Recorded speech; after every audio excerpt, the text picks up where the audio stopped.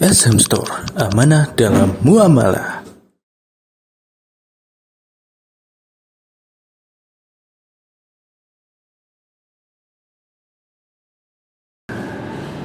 Innal hamdalillah nahmaduhu wa nasta'inuhu wa nastaghfiruh wa na'udzu billahi min shururi anfusina wa min sayyiati a'malina man yahdihillahu fala mudilla lahu wa man yudlil fala hadiya lahu wa asyhadu an la ilaha illallah wahdahu la syarika lahu wa asyhadu anna Muhammadan abduhu wa rasuluh la nabiyya wa la rasula ba'dah. Kaum muslimin wal muslimat yang dimuliakan Allah Azza wa Jalla, alhamdulillah pada malam hari ini kita kembali dipertemukan oleh Allah Azza wa Jalla di dalam halaqatul dzikr, majelis ilmu. Semoga kita mendapatkan hal-hal yang telah dijanjikan oleh Allah Azza wa Jalla dan Rasulullah sallallahu alaihi wasallam kepada orang-orang yang belajar ilmu agama. Pada kesempatan kali ini kita akan membahas tentang bab minasyirki lubsul halaqati wal khayti wa nahwihima li raf'il bala'i aw daf'ihi. Bab termasuk kesyirikan memakai gelang ataupun benang atau yang semisalnya dengan maksud untuk mengangkat bala ataupun menolak bala. Pada bab ini Al-Imam Al-Mujaddid Al-Syekh Muhammad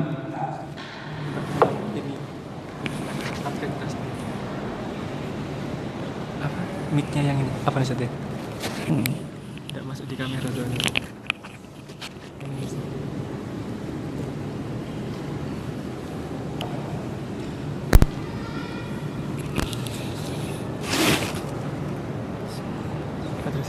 Baik.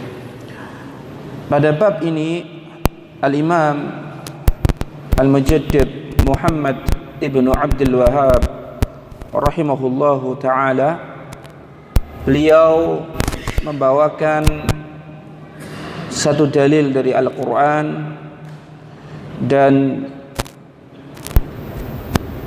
dua dalil dari hadis Nabi Muhammad sallallahu alaihi wasallam serta satu athar dari sahabat yang mulia yaitu Hudzaifah radhiyallahu anhu.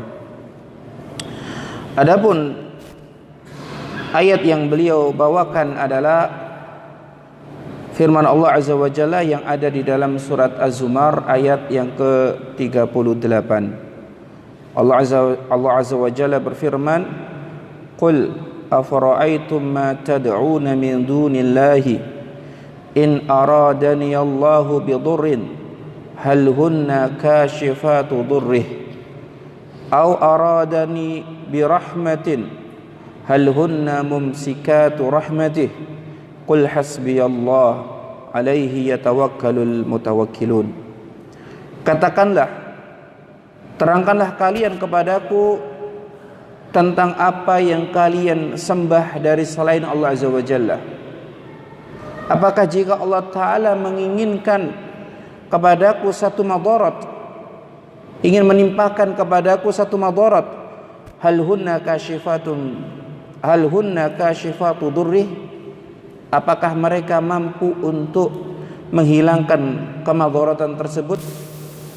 Au aradani birahmatin hal hunna mumsikatu rahmatih, atau apakah jika Allah Azza wa Jalla menginginkan rahmat bagiku, apakah mereka, yaitu Tuhan-Tuhan yang kalian sembah, mampu untuk menahan rahmat itu kepadaku? Qul hasbiyallah, katakanlah cukuplah Allah Azza wa Jalla, alaihi yatawakkalul mutawakkilun, hanya kepada Allah Azza wa Jalla orang-orang yang bertawakal mereka bertawakal. Ma'asyiral muslimin wal muslimat rahimani wa rahimakumullah. Bab ini adalah termasuk bab tentang syirik kecil. Ya. Jadi di bab-bab sebelumnya Syekh rahimahullahu taala menerangkan tentang hakikat tauhid. Ya. Kemudian setelah selesai menerangkan tentang hakikat tauhid, Syekh rahimahullahu taala melangkah menerangkan tentang lawan dari tauhid, yaitu apa? Syirik. Ya. Hal ini kenapa beliau lakukan? Dikarenakan seseorang tidak akan mampu untuk memahami tauhid yang sebenar-benarnya kecuali dengan dua cara. Jadi kalau kita ingin paham apa itu tauhid yang sebenar-benarnya, kita harus menempuh dua cara ini. Cara yang pertama adalah mengetahui hakikat tauhid. Ya. Apa yang dimaksud tauhid? Apa pengertian tauhid? Apa makna tauhid? Apa pembagian tauhid? Ini yang pertama. Dan yang kedua adalah mengenal lawan dari tauhid. Ya. Jadi bukan sekedar tahu tentang tauhid, tapi juga harus tahu tentang lawan dari tauhid. Ya. Tahu tentang tauhid agar dilaksanakan, tahu tentang lawan tauhid agar dijauhi. Ya.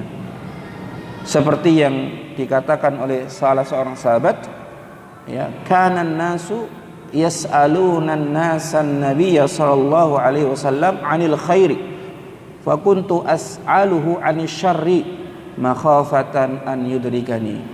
Dahulu para sahabat Nabi sallallahu alaihi wasallam mereka bertanya kepada Nabi tentang kebaikan-kebaikan. Wa kuntu as'aluhu 'anil syarri. Tapi aku, yakni sahabat yang mulia Hudzaifah ibnul Yaman, bertanya kepada Nabi alaihi salatu wasallam mengenai keburukan, makhafatan an yudrikani, karena aku takut kalau tidak tahu keburukan-keburukan aku bisa terjatuh dalam keburukan. Jadi di sini Syekh setelah menjelaskan tentang hakikat tauhid di bab-bab sebelumnya, maka Syekh mulai bab ini menerangkan tentang lawan dari tauhid, dan bab-bab seterusnya pun berbicara tentang asyirk, kesirikan. Kemudian lawan dari tauhid yaitu kesyirikan tentu yunafid tauhid, akan meniadakan tauhid. Ya, jadi tidak akan mungkin berkumpul antara asyirku wat tauhid atau at-tauhidu wasyirku. Tidak akan mungkin berkumpul antara kesyirikan dan ketauhidan pada diri seseorang. Ketika seseorang melakukan tauhid, maka dia akan menjauh dari kesyirikan. Begitu pula sebaliknya, ketika seseorang melaksanakan kesyirikan, maka dia akan menjauh dari ketauhidan. Nah, dan tauhid itu ada dua, atau yang berkaitan dengan tauhid itu ada dua, yaitu aslut tauhidi wa kamalut tauhid. Asas tauhid, pondasi tauhid. Dan yang kedua adalah kesempurnaan tauhid. Ya. Lawan dari asas tauhid atau aslut tauhid adalah asyirkul akbar, syirik besar. Artinya ketika syirik besar dilakukan, maka tidak ada aslu tauhid, tidak ada pondasi tauhid. Artinya tauhidnya hilang 100%, tidak tersisa. Seseorang berdoa kepada Allah Azza wa Jalla, meminta kepada Allah, kepada selain Allah, afan. Seseorang berdoa kepada selain Allah, meminta kepada selain Allah Azza wa Jalla. Ya. Ini syirik apa? Syirik besar. Dan syirik besar meniadakan aslu tauhid, ya, bukan tauhid, aslu at-tauhid. Ya. Akar, pondasi, pokok tauhid. Maka siapa yang melaksanakan atau melakukan syirik besar, aslu tauhidnya hilang. Ya. Akar, pondasi tauhidnya hilang. Artinya tidak bertauhid, batal tauhidnya. Ya. Kemudian jenis yang kedua adalah kamalut tauhid, kesempurnaan tauhid. Lawan dari kamalut tauhid adalah asyirku al-azghar. Ya. Artinya siapa yang melakukan syirik kecil seperti riya yasir, riya yang kecil, riya yang ringan, riya yang sedikit, maka kamalut tauhidnya hilang, kesempurnaan tauhidnya hilang, tapi asal tauhidnya tidak hilang. Ya. Seseorang yang kehilangan asal tauhid, maka dia kharijun anil millah, keluar dari Islam. Tapi seseorang yang kehilangan kamalut tauhid, dia tidak sampai derajat keluar dari Islam. Nah, ini apa? Pembagian asal tauhid dengan kamalut tauhid. Nah, ada di posisi apakah perbuatan syirik berupa memakai gelang ataupun ikatan-ikatan, ya, dengan tujuan apa? Menolak bala, ya, yaitu ada pada tingkatan asyirku al-asgharu, syirik kecil secara asal, tapi bisa naik derajatnya menjadi syirik besar. Ya. Kapan? Apabila gelang atau ikatan atau yang lainnya dia diyakini sebagai yang menentukan, ya, bukan sebagai sebab, ya, maka ini naik, ya, derajatnya menjadi syirik besar. Ya. Ya. Misal seseorang pakai akik, pokoknya dia yakin kalau dia pakai akik, kemanapun akiknya itu yang akan menjaga dia, ya, sehingga muncul keberanian. Ya. Kalau akiknya ketinggalan di rumah, wah sudah wis, gak tahu pikirannya kemana, gak tenang, merasa nanti ada mara bahaya yang datang. Nah, ketika dia meyakini hal tersebut, dia kembalikan bahwasanya pertolongan itu kepada akik, ya, kepada cincin, kepada gelang ataupun yang lainnya, maka ini masuk kepada tingkatan apa? Syirik besar. Ya. Tapi kalau ada orang meyakini, ya dia pakai, misalnya dia pakai gelang, kenapa? Ya ini sebab, karena sebab ini Allah memberikan keselamatan, karena sebab ini Allah memberikan kesembuhan. Nah, maka ini masuk pada syirik kecil. Nah, kemudian mengapa memakai gelang, memakai ikatan itu termasuk syirik atau dikatakan syirik? Li'annahu ta'allaqa qalbuhu biha, karena ada ketergantungan hati dengan gelang, cincin ataupun ikatan tersebut. Ya. Wa ja'alaha sababan li raf'il bala aw sababan li daf'ihi. Dan dia menjadikan hal-hal tersebut sebagai sebabnya dia. Sebagai sebab untuk menghilangkan bala ataupun menolak bala. Beda antara raf'ul bala wa daf'ul bala. Ya, kalau raf'ul bala itu artinya apa? Balanya sudah ada. Ya. Kemudian memakai gelang-gelang dan diyakini gelang tersebut menjadi sebab terangkatnya bala. Tapi kalau daf'ul bala, menolak bala, itu artinya apa? Memakai gelang dulu, kemudian setelah disertai keyakinan apa? Gelang ini menjadi sebab bala itu tidak bisa datang. Ini beda antara raf'ul bala sama daf'ul bala. Ya. Ya, di sini ada satu hal penting.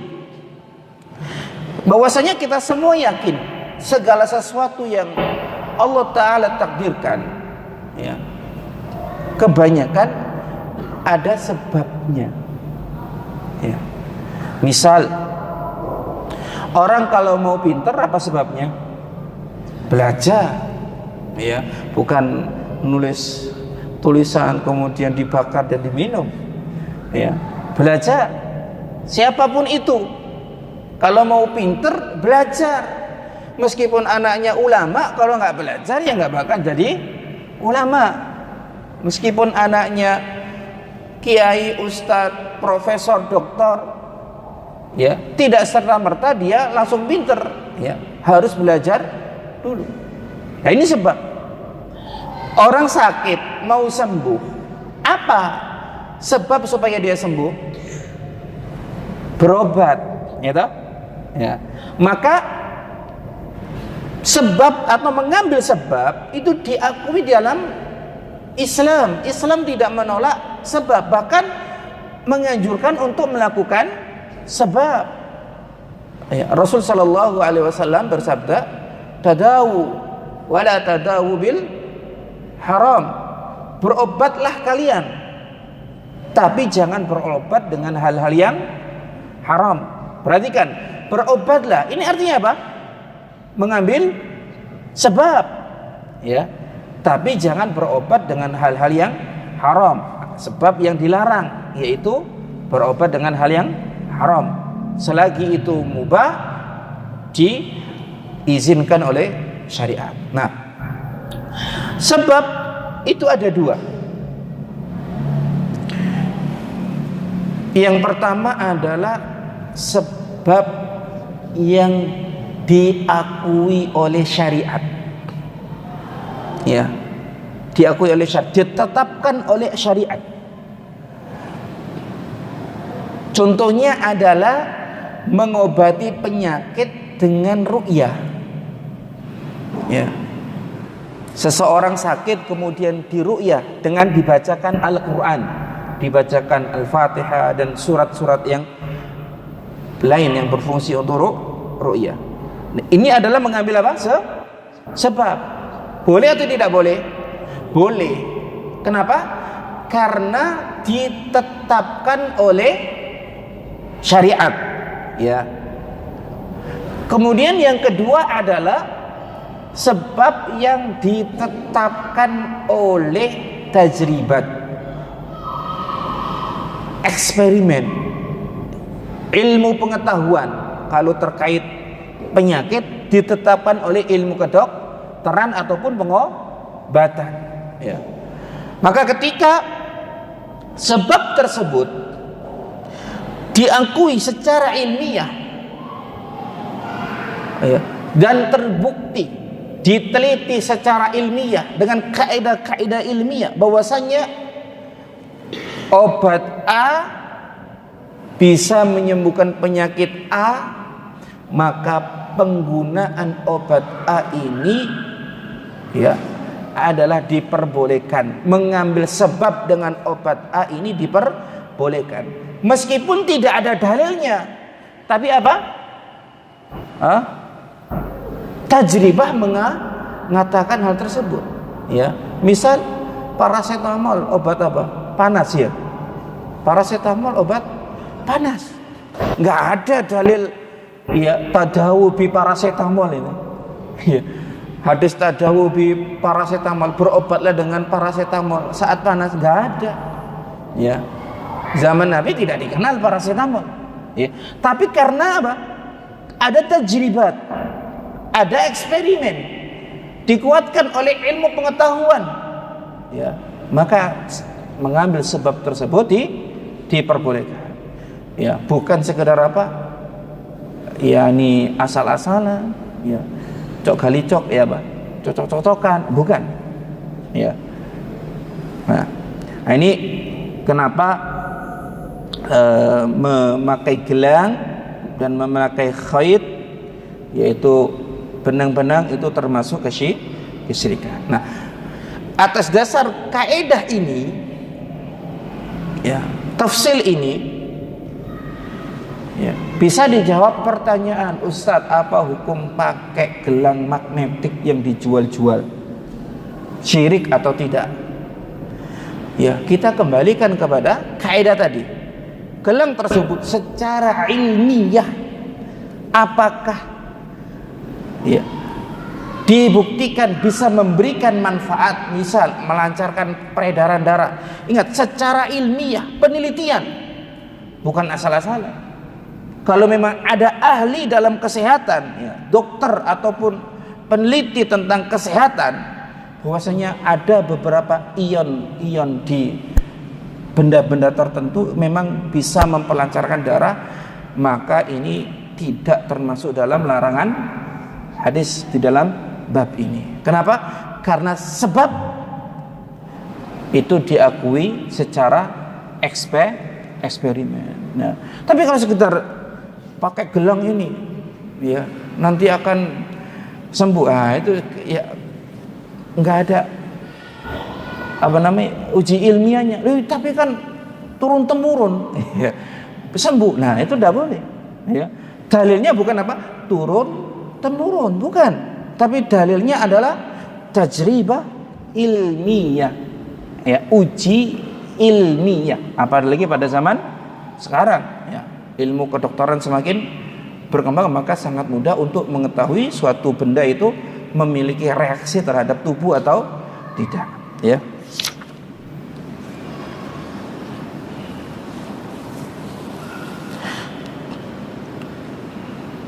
Kemudian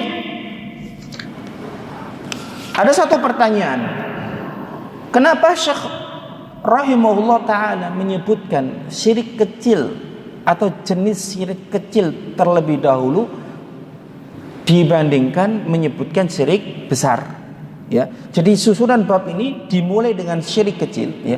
Pembahasan syirik pada kitab ini dimulai dengan syirik kecil baru menuju syirik besar. Kenapa? Supaya seseorang itu siap untuk menerima hujjah atau penjelasan tentang syirik besar. Ya, syirik besar misal berwasilah kepada orang mati. Syirik kecil misal, ya, menggunakan apa? Gelang-gelang yang dipercaya bisa memberikan manfaat. Nah, dari dua hal ini, manakah yang lebih mudah untuk diterima? Yani bahwasanya menggunakan gelang itu termasuk syirik, dengan berwasilah kepada orang mati termasuk syirik. Mana yang mudah diterima? Yang pertama. Karena apa? Bagaimana mungkin sebuah gelang bisa memberikan manfaat, ya toh? Tapi kalau berwasilah dengan orang mati, dia kan nggak mati, dia hidup di kuburannya. Jadi banyak, ya, alasan-alasan, ya. Jadi disiapkan dulu sebelum membahas hal-hal yang besar, dibahas dulu hal-hal yang kecil. Agar apa? Setelah dia paham tentang konsep tauhid, ya, dia paham tentang kesyirikan, maka seseorang akan mudah untuk memahami, ya, hal-hal yang terkait dengan syirik besar. Nah, seperti itu, ya. Kemudian Syekh rahimahullah ta'ala tadi sudah saya baca, Ayatnya yaitu firman Allah Azza wa Jalla, "Qul afara'aitum ma tad'una min dunillahi." Katakanlah, ya, terangkan kepadaku apa yang tad'una, kalian doa. Tapi di dalam ayat ini tad'una, kalian berdoa, maknanya adalah kalian beribadah, ya. Tidak ada, ya, segala madarat yang menimpa kita menghilangkan hanya Allah Azza wa Jalla, ya. Maka jangan sampai hati kita ini lupa kepada Allah Azza wa Jalla. Jangan hati kita ini baru ingat kepada Allah setelah melakukan 1 juta cara dan semuanya gagal, ya. Ketika kita ditimpa satu musibah, langsung ingatnya kepada Allah, ya. Jangan ingat kepada yang, ya. Bas, pertama kali yang harus kita ingat bahwasanya hanya Allah yang mampu menghilangkan madarat, ya. Hanya Allah Ta'ala yang mampu memberikan solusi dari segala ujian. Jangan menduakan atau sampai mengakhirkan Allah Azza wa Jalla. Ya, adapun yang kedua, yang ketiga, itu semua adalah wasilah atau sebab. Ya, kita ditimpa sakit, ya. Misal sakit agak ngeri, jantung, ya, misalnya, ingat kepada Allah. Ya. Kita ditimpa ujian, kita ingat kepada Allah. Kita ditimpa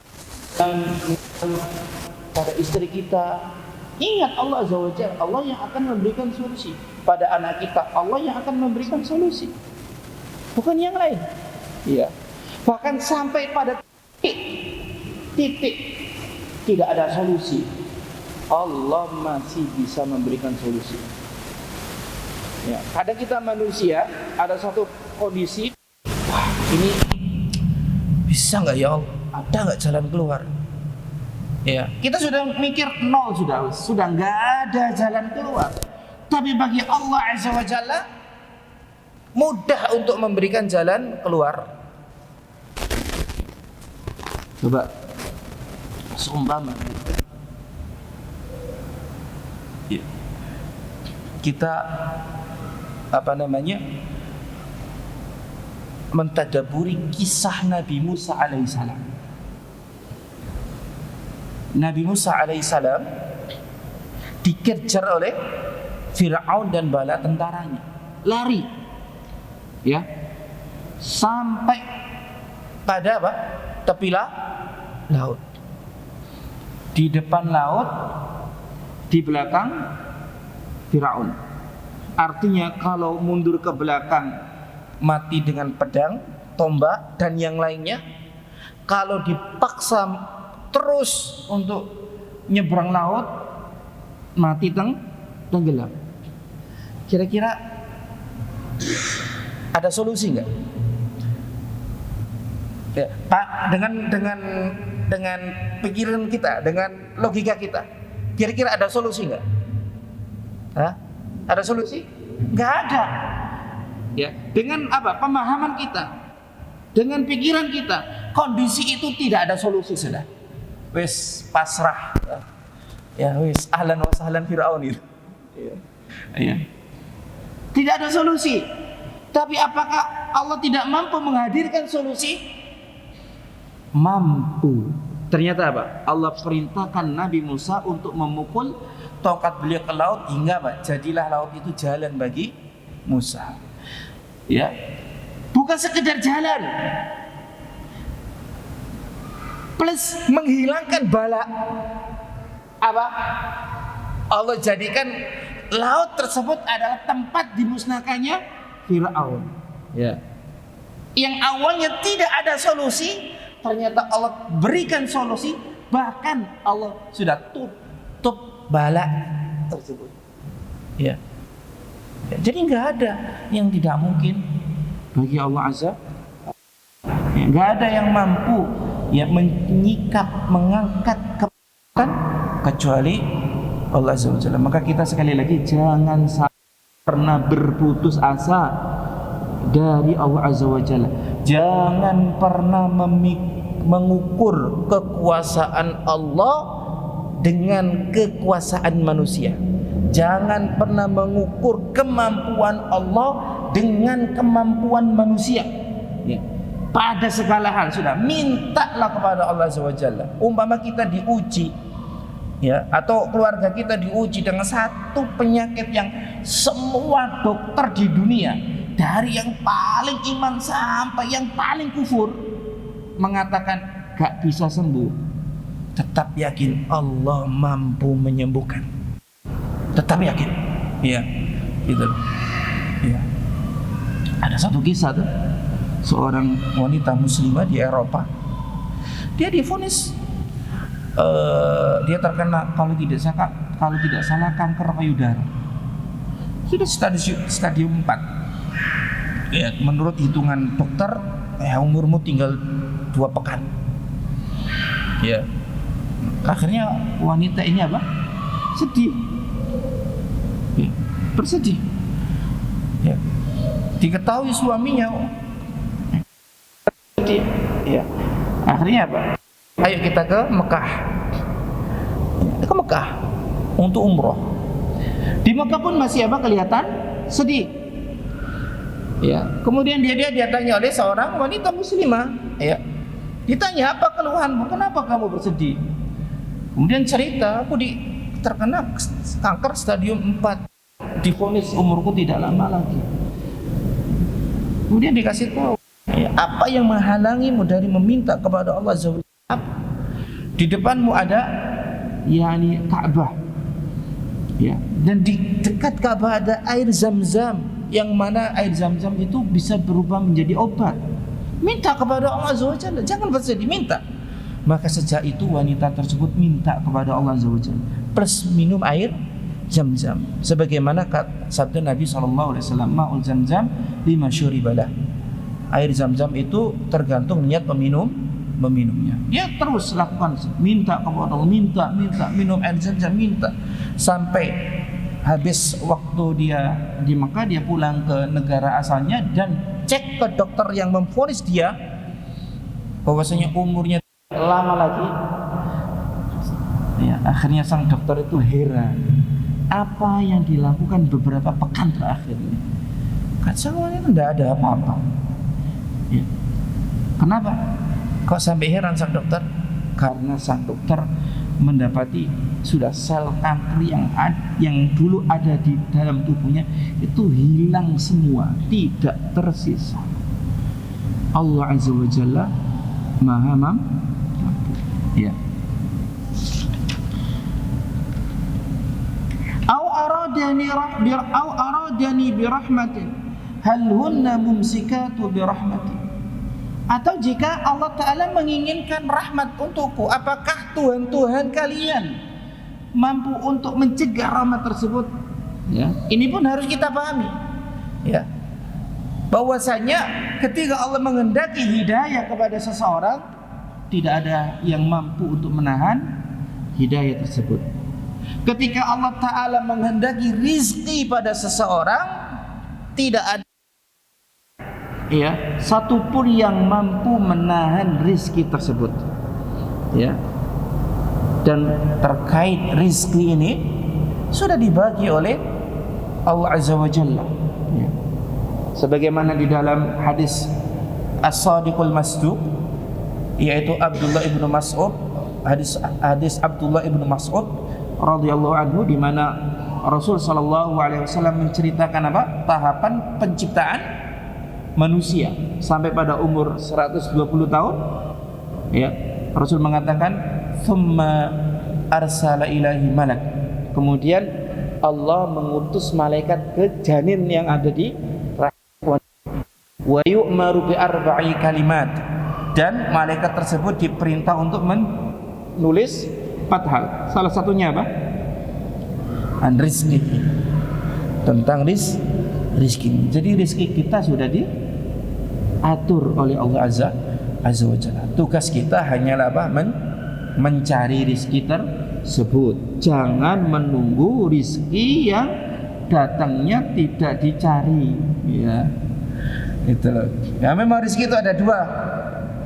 Ada rizki yang datang tanpa harus dicari, ada rizki yang memang didapat dengan cara dicari. Ya. Ya. Ini ada cerita ya. Ya, saya tidak tahu apa namanya kesahihan riwayat, namun cukup terkenal cerita ini. Yaitu cerita antara Imam Malik dan Imam Syafi'i. Imam Malik berpandangan rizki itu sudah ditentukan oleh Allah Azza wa Jalla. Kalau nggak pakai mencari pun ya akan datang sendiri. Kalau Imam Syafi'i enggak, ya, ini bahasa saya ya, rizki itu harus dicari. Dan dua-duanya menggunakan hadis yang sama. Ya. Kemudian Imam Syafi'i pun meninggalkan majelisnya Imam Malik. Di tengah jalan Imam Syafi'i mendapati seorang pedagang semangka sedang terkena musibah, yaitu semangkanya jatuh, ya, kececeran di jalan. Ya, maka Imam Syafi'i pun apa? Membantu untuk mengangkut atau memindahkan semangka tersebut ke kendaraan. Setelah selesai dibantu, Imam Syafi'i dikasih hadiah apa? Semangka. Ketika mendapatkan semangka, betapa senangnya Imam Syafi'i. Bukan karena mendapatkan semangkanya. Karena apa? Aku sing bener. Coba, seandainya aku gak bantu, kira-kira aku dapat nggak semangka ini? Ya. Aku sih bener gitu. Akhirnya semangka itu dibawa ke Imam Malik. Ya. Diceritakan, Imam, saya ini baru menolong orang apa? Yang semangkanya jatuh, kemudian saya diberi hadiah semangka ini. Kalau saya nggak nolong, gak mungkin saya dapat ini. Jadi rizki itu harus dicari, Imam. Ya. Soal dimakan. Kata Imam Malik senyum, lah, aku yang oleh rezeki ini gak pakai bantu-bantu. Lah, siapa yang menyuruh kamu datang ke saya? Ya. Nah, akhirnya apa? Dikasih penjelasan para ulama, memang rizki itu ada dua. Ada rizki yang datang tidak usah pakai usaha, tapi ada rizki yang memang harus pakai usaha. Contoh yang lain adalah berkat bacaan gitu. Ya, panjenengan punya tetangga misalnya lagi ada acara akikoh, kemudian diantari yakni makanan akikoh, rezekinya itu rezeki pakai usaha nggak pakai, tapi masa hidup nunggu akikoh terus. Iya. Ya enggak ya, jadi harus apa? Usaha. Nah ini, jadi artinya bahwasanya ketika memang Allah Ta'ala mentakdirkan rizki kepada seseorang, tidak ada satupun yang mampu untuk menghalangi orang tersebut. Ya, maka kita pun harus sadar tentang hal ini, yakin tentang hal ini. Jangan sampai kita hasad kepada tetangga kita, saudara kita, keluarga kita yang kebetulan secara ekonomi lebih mapan dari kita. Itu adalah memang rezeki dari Allah. Sudah, dia memang segitu jatah rezekinya.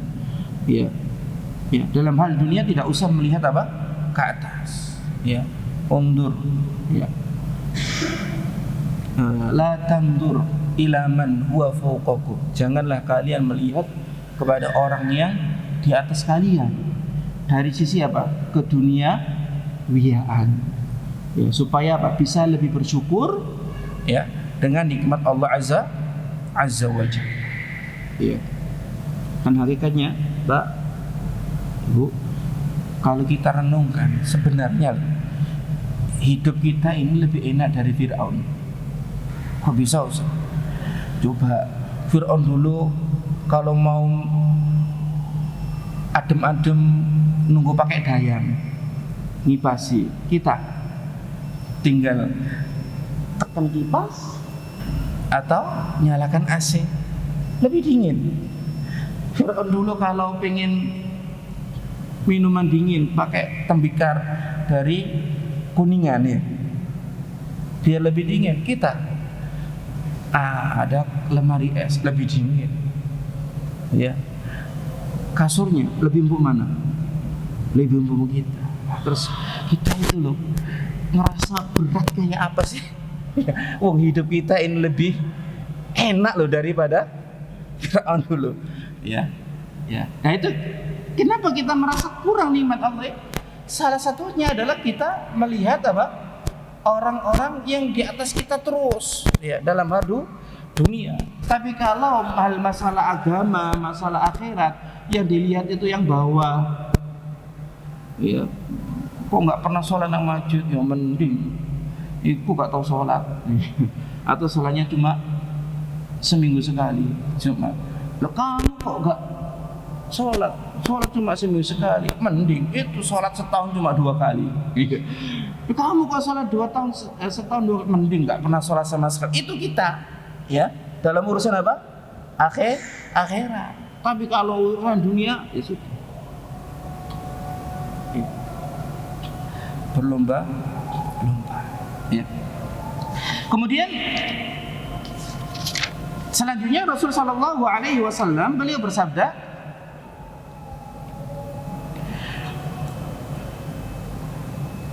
An Imran bin Husain, dari sahabat yang mulia Imran bin Husain, anna Nabi sallallahu alaihi wasallam rajulan fi yadihi halaqatun min sufrin. Rasul melihat seorang laki-laki yang di tangannya ada halaqah, gelang dari sufur. Sufur itu kuning kayak emas apa ya namanya? Kuningan ya, tembaga. Faqala, maka Nabi bersabda, "Ma hadhi, apa ini?" Qala, "Minal wahina." Ya. Oh, ini ya Rasul, minal wahina.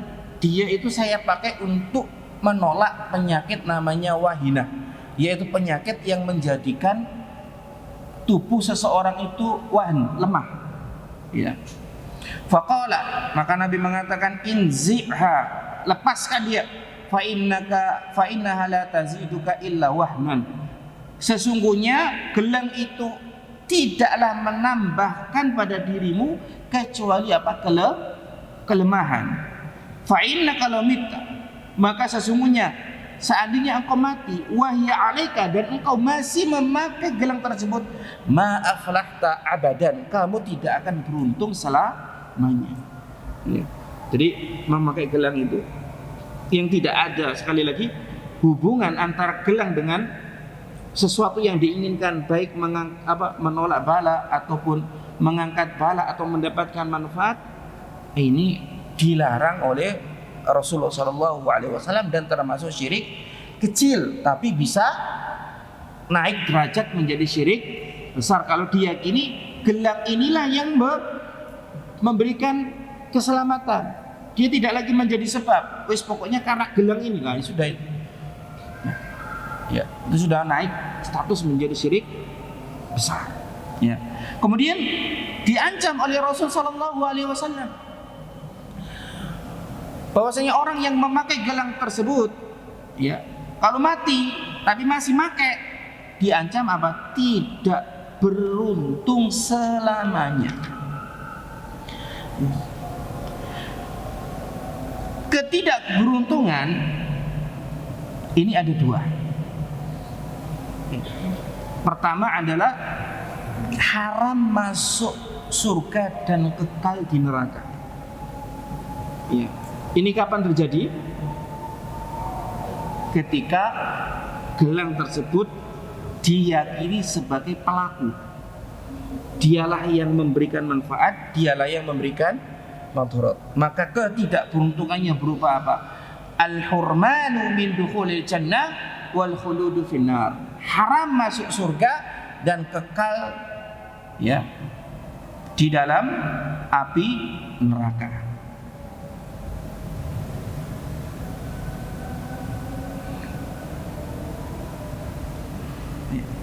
Akan tetapi